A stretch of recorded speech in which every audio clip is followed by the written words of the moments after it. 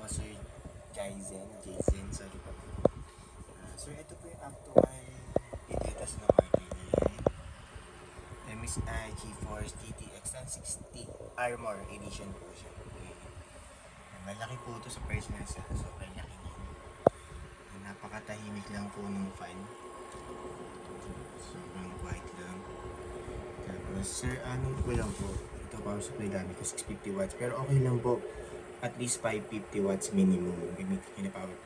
Basta rated at branded po. Wag lang po yung generic na 700 watts. Okay, sir? Yun po pinaka-importante na parts natin para hindi po masisira yung mga computer parts natin. Okay. Power supply po, 550 watts minimum. Rated at branded lang po. Yung mga brands lang, MSI, Asus, Gigabyte, Corsair, Seasonic, yung mga ganyan pong brand. Huwag lang po yung mga generic na mga China made po, okay?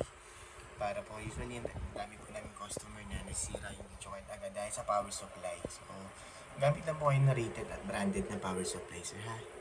Yan na po. 550 watts minimum, okay na po dito. Tapos, yan, 8-pin power connector siya. Yan po, serial number. Ito, 8-pin power connector niya. Serial number.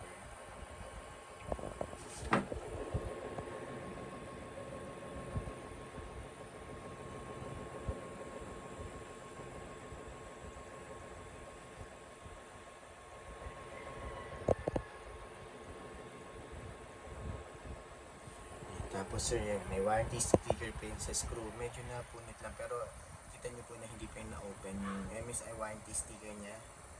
Yan, sa screw siya warranty. Kasi po, may dalawang warranty sticker po kami na sir, paano po na bawal po alisin or buksan yung video. Pag may problem po, message na lang po kami agad. Since pa may warranty naman po kayo, okay, huwag nyo po buksan or alisin yung warranty stick para hindi po ma-void yung warranty. Pag in-open nyo po yung void po yung warranty, i-accept. Basta pag may problem po kayo, help namin kayo din. Pag kayo talaga, papaitan po namin. Okay po, sir, paano po na bawal alisin yung mga artistic natin. Okay? Kasi yun din po, hindi din po namin yung mababalik sa supplier namin pag in-open po siya. Okay? Tapos ito po sa per mark, yan. Test natin. Time running niya. Yan, 10 minutes na po yan. 10 minutes na po running yan sa per mark. Napaka-smooth and stable na po. Yan, okay? Tapos yung graph kita niya po, straight lang po. Napaka-stable niyan, sir. Okay. Kaya wala pong kahit na anong issue, walang random restart or random shutdown, walang hang entry. So, wala din pong BSOD at ka-IBIS display na lumalabas. Napaka-smooth and stable lang po niya, sir. Guaranteed namin yan. Hindi kayo magkakaroon ng problema or sakit ng ulo. Time check po ulit, na-running siya, and 10 minutes, 45 seconds na. Stable lang po. I-close ko na to sa Jaizen. Ayan yung per mark, yun na rin natin, settings itong na rin natin. Tapos ito, MSI Afterburner software. Yan, yung time running niya, yan. Ay, yung detected niya video kanya po. Tapos ito, full detailed set specs po sa DPUC. Sensor. Hindi po kayo mag-aamali dito. Ayan. Lahat naman po may reading yan. Hanggang baba. Okay.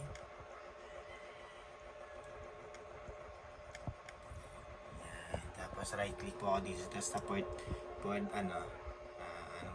driver check. Yan. Ayan. Pinaka-importante po na yan. Kita nyo naka-install yung driver. Kasi pag hindi ko naka-install yung driver, nagtataka kayo ba't lag ba kasi yung video kayo. Yung pala hindi naka-install yung driver. Napaka-importante, install niya po yung driver. Automatic install naman sa Windows 10 and 11.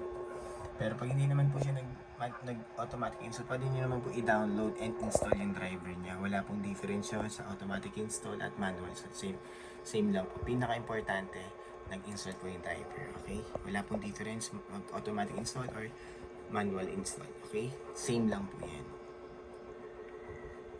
Ang hindi po normal is yung hindi siya nag-install kasi ibig sabihin sira po yung video card kaya dapat nag-i-install yung driver. Okay? Tapos open tayo ng Google Chrome for time and date checking naman po, sir, para alam nyo real time kailan namin nare-record tong video test before po namin i-ship out today. Tinitest namin lagi yung mga order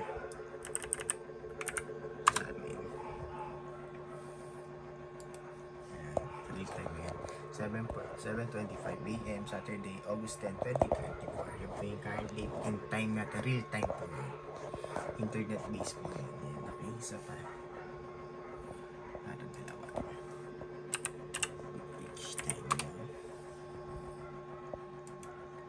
Yan, same lang sila.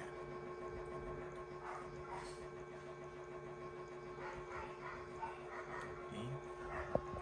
Real time po yan.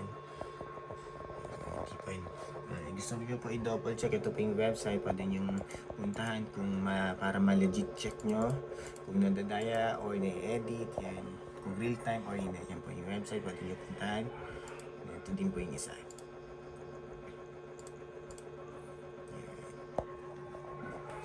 Okay po Sir Jaizen, yun lang po, close ko na po ito and shut down para ma-pack na po namin and ma-ship out na rin po namin itong order nyo.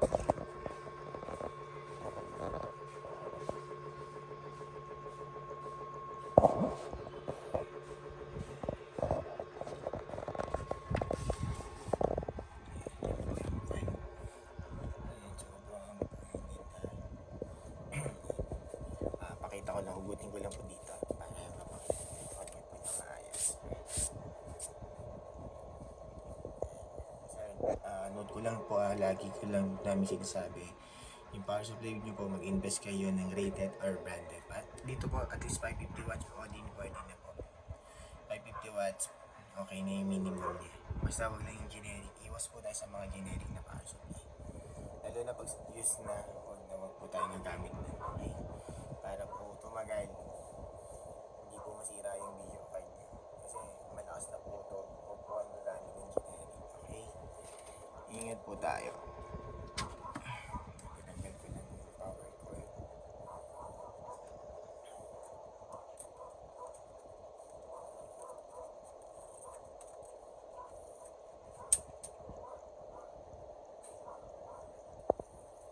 Tanggal lang ko na yung HDMI.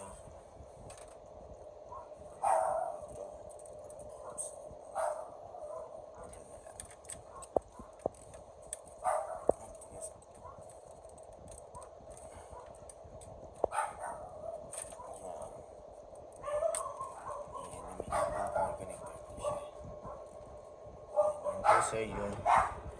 So yun. So ang ganda niyan. Ang laki ngayon. So maniwala kayo.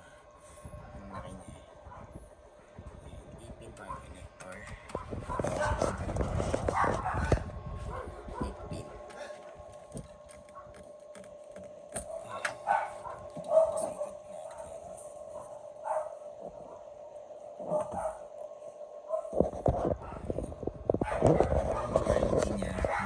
Medyo na punit-punit lang. Pero at least hindi pa rin siya, nandiyan pa rin siya, intact pa rin. Warranty sticker po namin. Bawal po alisin kasi po yung sa pang serial number niya nakabaliktad lang. All ports niya.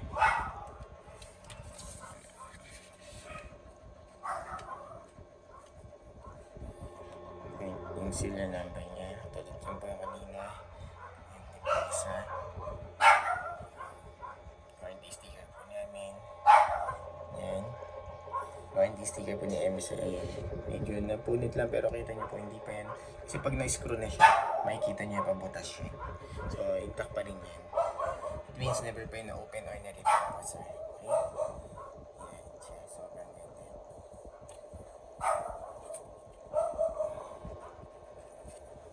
Yan po. So, hindi na ako design ng picture. Ito na po video na lang. Okay? Yan lang po Sir Jaizen. Thank you po sir sa tiwala.